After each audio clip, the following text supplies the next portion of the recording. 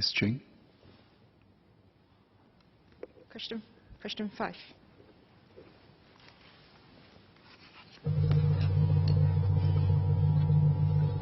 Sir, the Public Transport Council, PTC, developed the fare formula to objectively track the changes in the running cost of our public transport operations.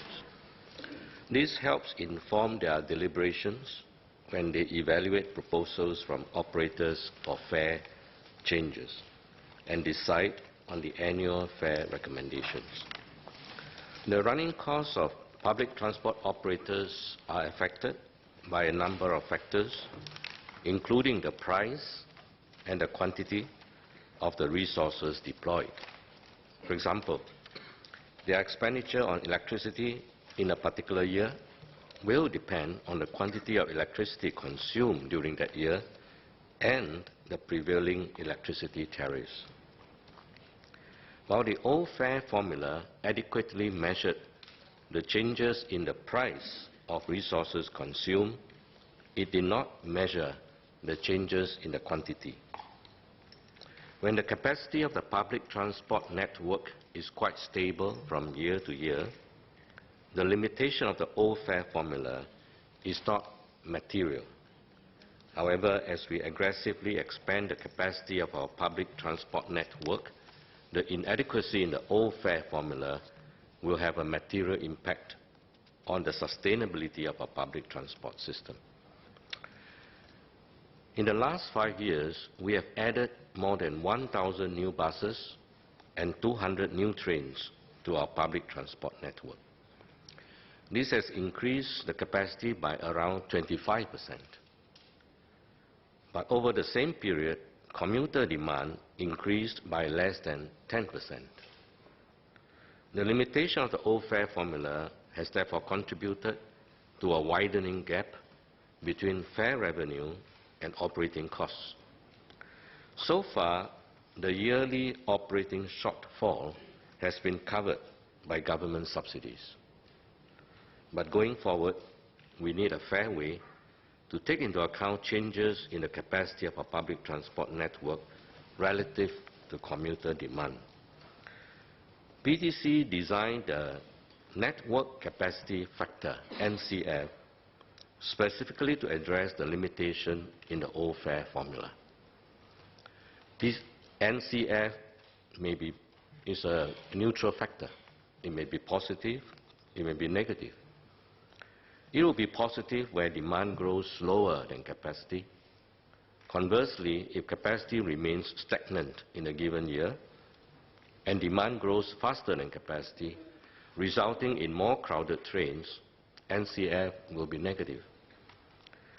PTC's mission is to ensure the long-term sustainability of our public transport system while keeping fares affordable. Meanwhile, the government will continue to bear the full development cost of public transport civil infrastructure. This is estimated to be around $20 billion over the next 5 years.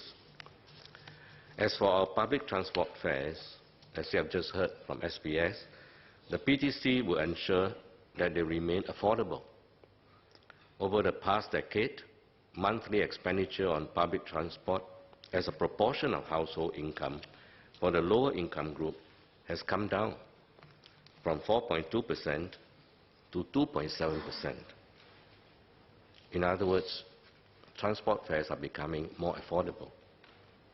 The PTC will also continue to review and, if necessary, enhance concession schemes to provide targeted help for specific groups like senior citizens, low-income individuals, and persons with disabilities. Engineer Lee Biwa. Thank you, sir. I have 3 supplementary questions.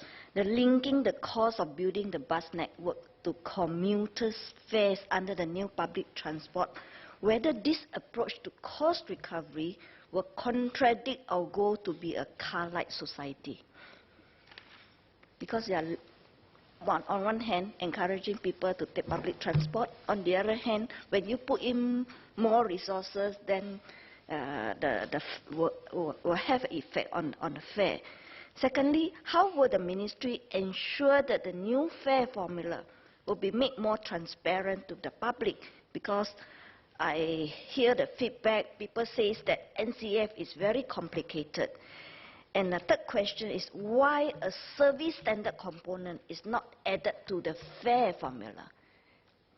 Only about cost recovery, but whether the service standard, can it be computed into the fare formula as well? Thank you.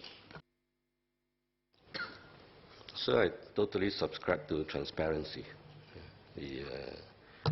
Our policies are argued thoroughly and sometimes debated in this House.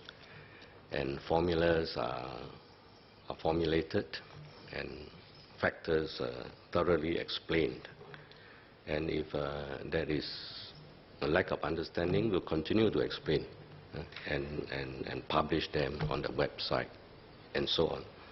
The network capacity factor, because it's a new factor, so I'm not surprised that there may be some ignorance and people will need time to understand this. And we will continue this education process. But there's nothing opaque about it.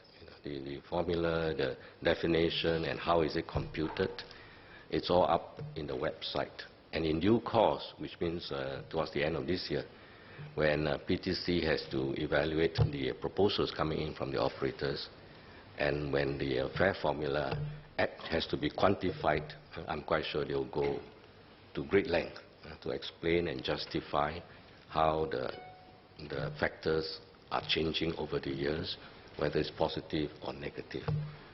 So that part I can give member the assurance. The service component, in a way, is indirectly included in this network factor, because as I explained, if the network factor, as I explained just a few minutes ago, for example, if we do not expand the rail network, but demand grows, as it happened a few years back, that means resulting in crowded trains, then the factor, in fact, will be negative. That means everything being equal, PTC will be asking for a reduction in fares. So I think that's how PTC intend to make use of this factor. So it is neutral. I mean, if things improve through more comfortable ride, but costs go up, then the factor is positive. That means there may be a need for fare adjustments. Otherwise, the operators will find a gap in how to meet up with their cover their operating costs. But if, on the other hand, if network is not expanding, but demand is growing in a big way, more uncomfortable ride, then I think PTC will be asking for a fare reduction to counter this reduction in service level. So in a way, it is being handled, but indirectly. The first point by Engineer Lee Bee Hua baffles me. I don't quite follow. We expand our bus and rail network precisely so that we can facilitate car light. So more buses, more train, and hopefully more people making use of public transport, less need to drive. And then we have an easier problem on the roads. Have I, please? Engineer Lee Bee Hua. Thank you, sir. I think the discussion at the ground is that while we are encouraging people to take public transport, and with this new fare formula, and several times that Minister had mentioned that the transport fare will surely go up. So the discussion at the ground is that while we encourage people to take public transport and then the transport fare keep going up, so is it going in the same direction? And my follow-up supplementary question about this service level, will the local service level be picked up by this fare formula? For example, in Nee Soon South, we have new BTO area that residents keep complaining that morning The wait is very long. I understand because that bus service is trunk bus service, but they say it's always packed and they have to wait for a long time. So service level in this sense, will it be picked up by the fare formula? Thank you. The service level may not be picked up directly through the fare formula, but the sentiments will be picked up by me very quickly, because Engineer Lee Bee will make sure that I fully understood what is happening on the ground. And I'm very attentive, of course, not just to Yishun, but the whole Singapore island.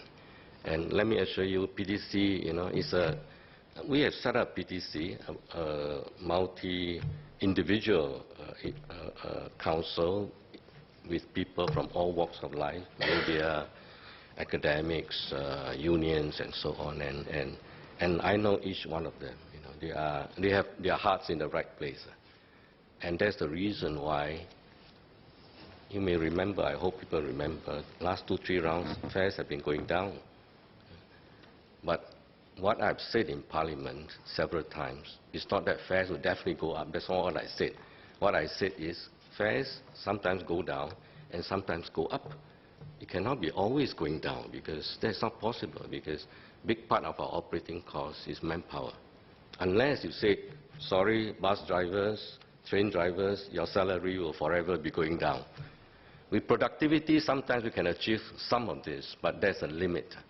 And you heard me many times now in this house, last 2.5 years, we are pumping up intensified maintenance, recruiting many more engineers, many more mechanics, technicians, and all those comes with money.